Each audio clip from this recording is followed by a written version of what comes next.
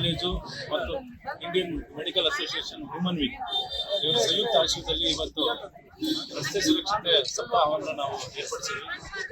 ಈ ರಸ್ತೆ ಸುರಕ್ಷತೆ ಸಪ್ತಾಹ ಕಳೆದ 4 ದಿವಸದಿಂದ ಸತತವಾಗಿ ವಿವಿಧ ಕಾರ್ಯಕ್ರಮಗಳನ್ನು ನಾವು ಮಾಡಿಕೊಂಡು ಬರ್ತಾ ಇದ್ದೀವಿ.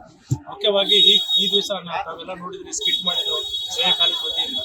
ಇದರ ಉದ್ದೇಶ ಇಷ್ಟೇ, ಜನರು ಸಂಚಾರಿ ನಿಯಮಗಳ ಬಗ್ಗೆ ಅರಿವು ಉಟ್ಕೋಬೇಕು. ಅವರಿಗೆ ಅವರು ಸಂಚಾರಿ ನಿಯಮಗಳನ್ನ ಪಾಲನೆ ಮಾಡಬೇಕು.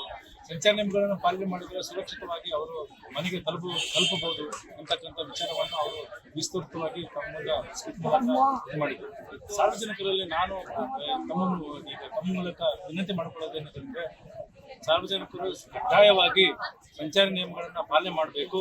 ಸಂಚಾರ ನಿಯಮ ಪಾಲನೆ ಮಾಡೋದ್ರಿಂದ ಅವರ ಜೀವ ಉಳಿತದೆ, ಮತ್ತೆ ಅವರು ನಂಬಿಕೊಂಡಿರ್ತಕ್ಕಂಥ ಫ್ಯಾಮಿಲಿಗಳು ಸೇಫ್ ಆಗಿರ್ತಕ್ಕಂಥದ್ದು ತಮ್ಮ ಮೂಲಕ